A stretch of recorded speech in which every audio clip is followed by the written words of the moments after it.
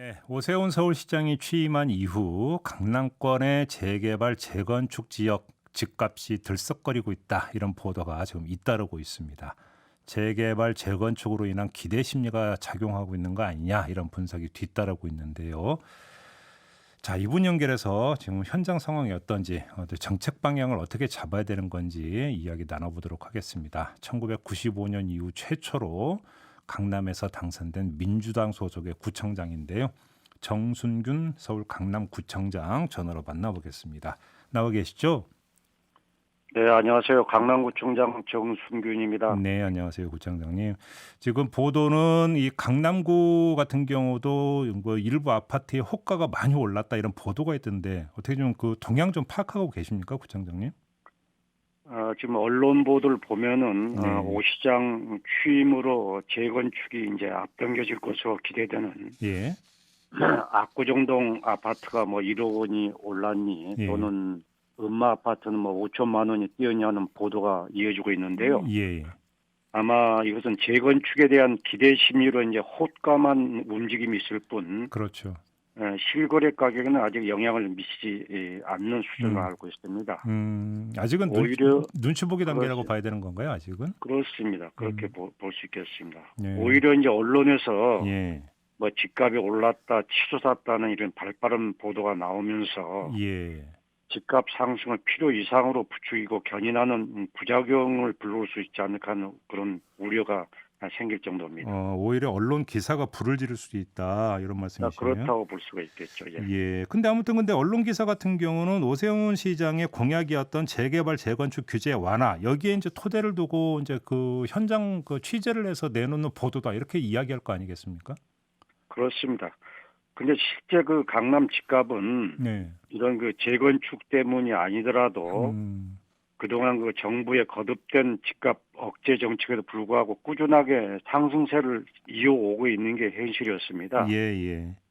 그래서 저는 그 앞으로도 강남 집값은 상승세가 지속될 음. 것이다 이렇게 보고 음. 있는데 음. 이제 강남 같은 경우는 노무현 대통령의 그 참여정부 때부터 예. 전국이 이제 균형 발전 전략에 따라서 공기업이 지방으로 이전하고 네.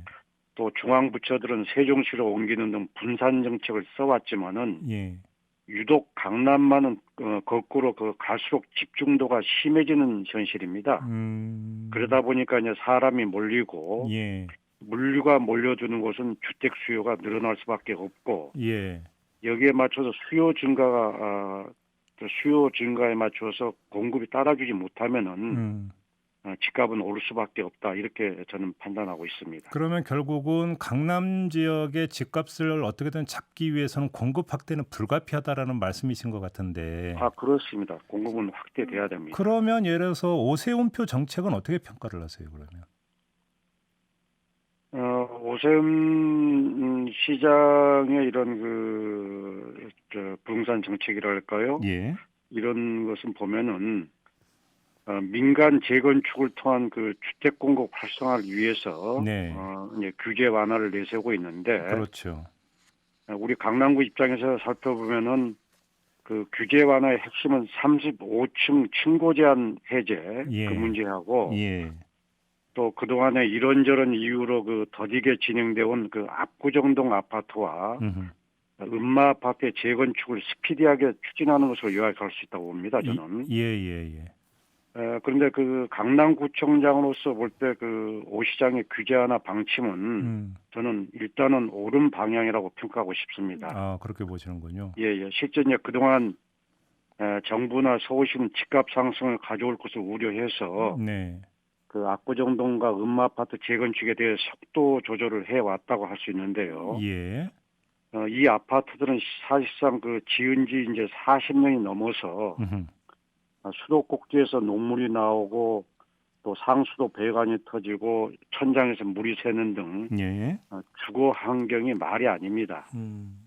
그래서 제 생각은 집값 억제도 좋지만은 네. 주민들의 주거복지 해결을 위해서도 이제는 이들 아파트에 대한 재건축을 서둘러야 된다고 저는 생각하고 예. 또 아파트 층고도 예. 일률적으로 35층 이하로 못 박아서 마치 성냥갑을 쌓아놓은 것 같은 아파트를 지어서는 안 된다고 저는 판단하고 있습니다. 그래서 저는 우리 강남구는 진즉부터 평균 35층으로의 완화를 주장해 왔습니다. 예. 그래서 말하자면 같은 아파트 단지 안에서도 동마다 층고를 좀 달리해서 음흠. 어떤 동은 50층으로 뭐 짓기도 하고 네. 또 어떤 동은 20층 등으로 지으면은 예. 아름다운 스카이라인도 살릴 수 있고 뭐 음. 한강 조망권도 확보할 수 있지 않을까 저는 이렇게 생각합니다. 근데 지금 또 예를 들어서 이제 그러니까 구청장님이 소속돼 있는 민주당이나 내지 더 나아가서 정부 같은 경우는 압구정동 현대아파트나 대치동 음마아파트가 갖고 있는 위치와 위상이라는 게 있다 보니까 이렇게 다 풀어버리면 이것이 여파가 네네. 부동산 시장 전체로 미치는 것을 지금 우려하고 있는 거 아니겠습니까? 물론 그런 우려가 지금 제기되고 있죠. 네. 이제 말하자면 이런 급작스러운 재건축 활성화가 네. 안정화돼 가고 있는 어떤 부동산 시장을 들쑤신다든지 자칫 또 집값 상승을 부채질하지 않을까 하는 걱정이라고 저는 생각하는데 예. 저는 반은 맞고 반은 틀린다 이렇게 반은 틀린 말이라고 이렇게 생각합니다. 네. 일반적으로 이제 강남 재건축하면은 이제 음마 아파트나 압구정 아파트가 제대로 안 되고 있으니까 모든 강남 재건축이 올스톱돼 있다고 생각하는 것 같은데 네. 현실은 전혀 그렇지 않습니다. 우리 지금 강남구에서는 지금 이 순간에도 재건축이 활발히 진행되고 있습니다. 네. 우리 강남구는 현재 지금 684개 아파트 단지가 있는데요. 지금 개포지구 등 80개 단지에서 재건축이 추진되거나 지금 공사가 한창 진행 중에 있습니다. 예. 그래서 우리 강남구는 이미 이 압구정동 아파트의 재건축을 원활히 추진하기 위해서 지난해 12월부터 4구역과 5구역 조합설비를 인가에 준 바 있고요. 네. 또 2, 3구역도 금년간 조합 설립을 승인해 줄 계획으로 있습니다. 구청장님, 그래서 이제 그런데요. 예. 이 점은 한번 좀 그럼 답변 좀 부탁드릴게요. 지금 이제 중앙정부의 지금 접근법은 공공개발 아니겠습니까? 그런데 그렇습니다. 민간 개발을 길을 열어주는 것을 넘어서 상당 부분의 규제를 풀어주게 된다면 두 가지 문제. 첫째, 공공개발을 누가 선호하면서 거기에 응하겠느냐라는 문제 하나가 나오고, 두 번째는 다른 지역 같은 경우 재건축 재개발에서 형평성을 요구하면서 또 똑같은 어떤 적용을 요구를 하게 될 텐데 그것이 네. 시장 전체에 미치는 여파를 고려를 해야 되지 않을까요? 어떻게 보십니까? 이제 주택 공급을 공공 개발도 해야 되지만은 네. 또 어떤 재개발 재건축을 통한 민간 개발 통한 공급도 필요하다고 저는 봅니다. 예. 그래서 특히 이제 강남 같은 경우에는 음흠. 사실상 지난번에 정부가 발표한 공공개발 공급 내용 속에도 강남은 빠져 있습니다. 네. 그래서 우리 강남 구민들이 원하는 공급 방식은 민간 개발 방식을 오히려 선호하는 거 아닌가 하는 그런 생각이죠. 강남구 그래서 같은 경우는 네. 그렇죠, 예, 그렇습니다. 물론 이제 공공개발 LH나 SH가 아파트를 잘 짓는다고 하더라도 네.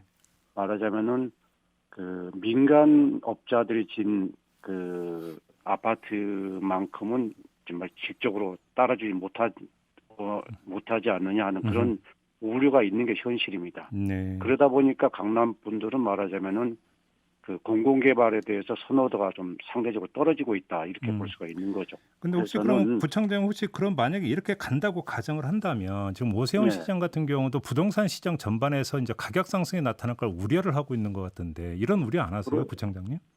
그렇습니다. 가격 상승의 우려는 있겠죠. 네. 그렇지만은 가격 상승 방지책을 좀 마련해야 된다고 저는 생각합니다. 어떤 게 그리고 있을 수가 있을까요? 그거 방지책으로. 글쎄 이걸 이제 한마디로 예. 지금 부동산 아파트 가격 상승 방지를 어떻게 하느냐 한마디로 딱 단정해서 말씀드리기 굉장히 어려운 문제죠. 그래서 저는 재건축이나 재개발 등 그건 그대로 그 나름대로 하고 네. 지금 제일 저는 문제가 되는 게 과도한 개발 이익 문제라고 저는 생각합니다. 네, 네, 네. 예, 그렇지 않습니까? 예, 그래서 예. 말하자면 건물주라든지 음. 주택 가구주라든지 조합에는 일정 부분의 개발 이익은 보장해주고 네. 나머지 개발 수익은 공공으로 환수해서 네. 그 SOC 건설에 쓰거나 만약에 강북 발전을 위해서 일정의 개발 수익이 쓰여진다면은 네. 강남북이 윈윈하는 결과를 얻어낼 수 있어서 예. 이런 뭐 집값 인상이라든지 여러 가지 그 일부의 우려도 저는 불식실 수 있지 않을까 이렇게 생각을 혹시 합니다. 그러면 좀 더 한 걸음만 더 들어가서 그러면 이익이 어느 정도까지 환수가 돼야 되는지 혹시 좀 한번 그 계산을 해보셨어요, 구청장님? 그래서 이제 그 부분은 어느 정도까지 보장할 거냐는 저는 만약 아파트 소유주나 조합에서 만약에 개발 이익이 전혀 보장이 안 된다면은 굳이 재건축이나 재개발을 하지 않으려도 있지 않겠습니까? 그러겠죠, 그러겠죠. 그래서 그분들에게는 적정 수준의 개발 이익은 보장해 줘야 된다고 생각합니다. 알겠습니다. 그래야지 그분들도 재건축을 하게 되니까요. 구청장님 지금 민주당 소속이시잖아요. 혹시 예. 당에 이런 의견을 개진하셨는지 궁금하고 개진했을 때 당에서 무슨 이야기가 나왔는지가 좀 궁금한데요. 저는 이 얘기를 수시로 하고 있습니다. 예. 우리 당 관계자들이나 정책 위반자들 만나면은 네. 이 강남에 저는 기본적으로 강남의 집값을 인위적으로 잡으려고 하는 것은 조금 무리다는 생각을 저는 가지고 있습니다. 그래요. 그냥 아까도 말씀드렸듯이 강남은 그 집중도가 갈수록 더 지금 심해지면서 네. 말하자면 주택 수요는 늘어날 수밖에 없고 예. 만약에 공급이 따라주지 못하면 필연적으로 주택값은 올라갈 수밖에 없는 지금 현실입니다. 알겠습니다. 그래서 저는 예.